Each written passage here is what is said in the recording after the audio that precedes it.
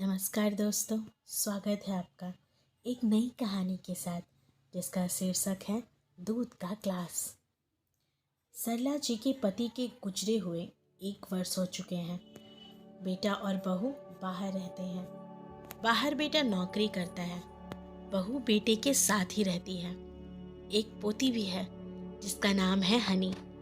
बहुत दिन से अकेले रहते सरला जी की तबीयत खराब हो रही थी। सरला जी अपने बेटे को फ़ोन करते हुए कहती हैं, बेटा घर आजा, मेरी तबीयत ठीक नहीं है। कुछ दिन तुम लोगों के साथ रहूंगी तो मुझे भी अच्छा लगेगा। कागज पत्तर का भी काम है जिसे करना है। सरला जी का बेटा, ठीक है माँ, जो ट्रेन मिलेगी मैं उसे पकड़ कर आता हूँ। पिंकी और बच्चे भी आएंगे, पर माँ किचकिच मत करना, याद है ना, इसी वजह से मैं पिंकी को बाहर लेकर आ गया। पर पर बेटा, बोलकर सरला जी चुप हो गई और अजय ने फोन काट दिया। 3 दिन बाद अजय, पिंकी और हनी घर आते हैं, पूरे 11 महीने बाद। चूंकि अजय अपने बाबूजी की मृत्यु पर आया था, उसके कुछ दिन बाद वह और हनी को लेकर कलकत्ता चला गया था, क्योंकि पिंकी का माँ से बनता नहीं था और अजय को भी खाना बनाने में दिक्कत होती थी। माँ, कहाँ हो माँ? अजय ने कहा। मैं यहाँ हूँ बेटा, रसोई घर में, तुम लोगों के लिए कुछ बना रही हूँ। पिंकी आने से खुश नहीं थी। वह मुंह बनाते हुए अपने कमरे में चली गई। माँ रसोई में पकौड़े तल रही थी। तभी वो तलकर आ ही रही थी, हाथ में प्लेट लेकर जिसमें पकौड़ियाँ थीं। अपने बहू बेटे के लिए वो पकौड़ी का प्लेट लेकर आती ही है कि उनका पाँव फिसल जाता है और वह गिर जाती है। चूँकि हनी खेल खेल में रसोई के रास्ते में थोड़ा सा पानी गिरा देती है, जिससे उनका पाँव स्लिप कर जाता है। सरला जी उस पानी को नहीं देख पाती। सरला जी काफ़ी बूढ़ी हो चली थी तो उनको काफ़ी गहरी चोट आई थी। वह उठ नहीं पा रही थी। अजय ने उन्हें उठाया और चिल्लाते हुए, माँ, ध्यान कहाँ रहता है तुम्हारा? तुमसे एक काम नहीं होता। तभी पिंकी कहती है, हो गया सत्यानाश, अब तो पूरा का पूरा काम मुझे ही करना पड़ेगा। डॉक्टर को बुलाया गया। डॉक्टर ने कहा कि कमर की हड्डी टूट गई है, अब यह उठ बैठ नहीं पाएंगी कुछ दिन तक। फिलहाल बिस्तर में ही सब कुछ करना होगा, उनका खाना पीना, लैट्रिन, बाथरूम, सब। पिंकी को तो जैसे एक झटका सा लग गया।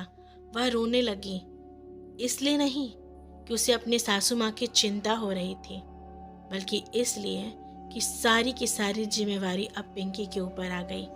पिंकी अंदर ही अंदर बहुत कुढ़ सी रही थी कि मैं क्यों यहाँ पर आ गई।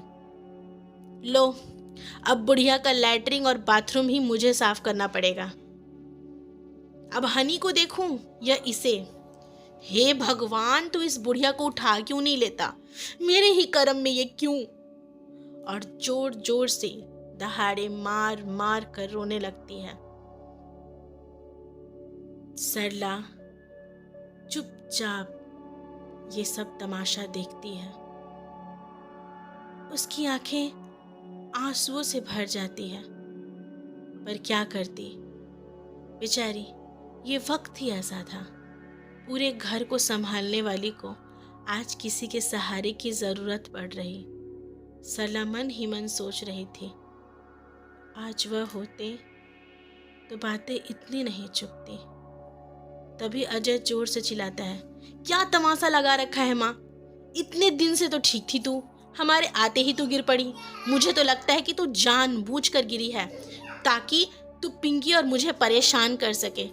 मैं क्या करूं माँ, तुम्हारा क्या करूं? बेटे का यह व्यवहार और बहू की तीखी बात सरला जी से सहा नहीं जा रहा था। अंदर ही अंदर वो मरी जा रही थी।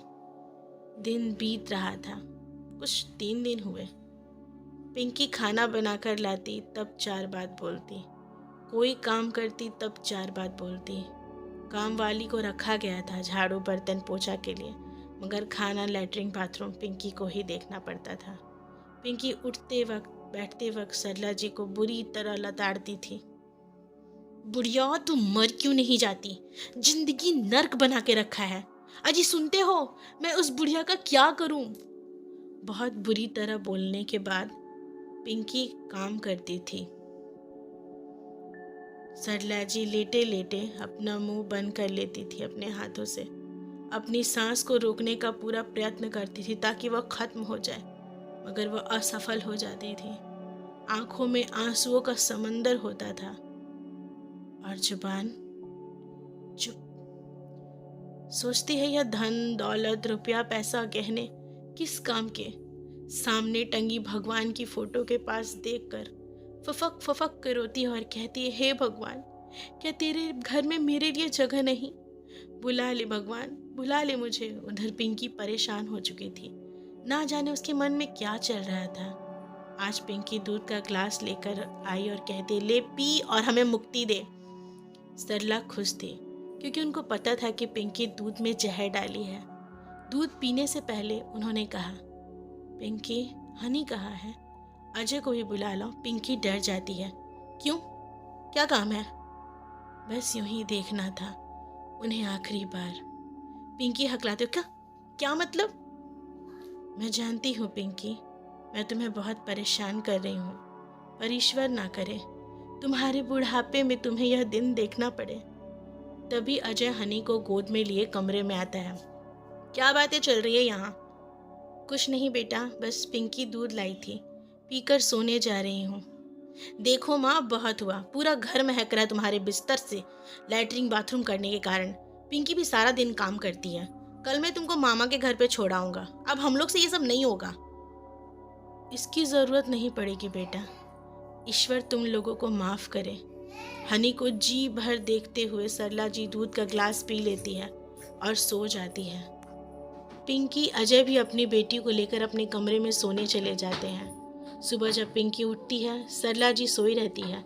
चूंकि जहर पिंकी ने ही दिया था, वो तो बस चेक करने ही आई थी कि बुढ़िया जिंदा है कि मर गई, शरीर में किसी तरह का हलचल तो नहीं हो रहा। पिंकी मन ही मन खुश होती है और अजय को आवाज लगाती है, अजी सुनते हो, लगता है तुम्हारी माँ चल बसी। अजय दौड़ते हुए आता है। चलो कोई नहीं, उम्र हो चुकी थी, शरीर में भी गजन था, अच्छा ही हुआ मुक्ति मिल गई। एक काम करो, सभी रिश्तेदार वालों को बता दो कि माँ नहीं रही। पिंकी झट से फोन करने लगती है सब जगह और इस तरह सरला जी का सफर नर्क से स्वर्ग की ओर चली जाती है। अपने पीछे अपनी पति की कमाई हुई धन दौलत गाड़ी घर गहने छोड़कर रिश्तेदार आते हैं और सरला जी का दाह संस्कार करके पिंकी और अजय वापस चले जाते हैं नौकरी करने के लिए, अपनी ज़िंदगी जीने के लिए, इस बात से अनजान कि बुढ़ापा उनका भी आएगा। तो कैसी लगी आपको हमारी कहानी? अगर अच्छी लगी तो हमारे चैनल को सब्सक्राइब ज़रूर करिएगा। मिलते हैं कुछ नई कहानी के साथ, बने रहिए।